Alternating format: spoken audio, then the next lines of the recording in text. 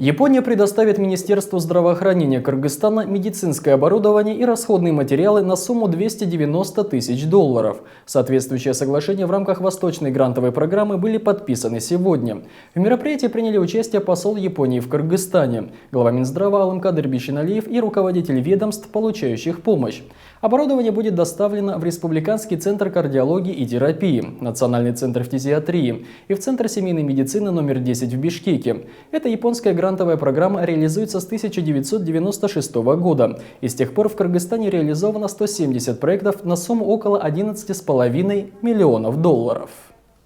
Это современное оборудование будет импортировано из страны восходящего солнца в течение 3 месяцев. Мы делаем все возможное, чтобы помочь в сфере здравоохранения Кыргызстана. Аппараты будут доставлены в больницы Бишкека. В этом году посольство Японии в Кыргызстане в общем реализует 10 грантовых проектов. Из них 50% идет на здравоохранение, а 40% на образование, а остальные 10% на социальные учреждения.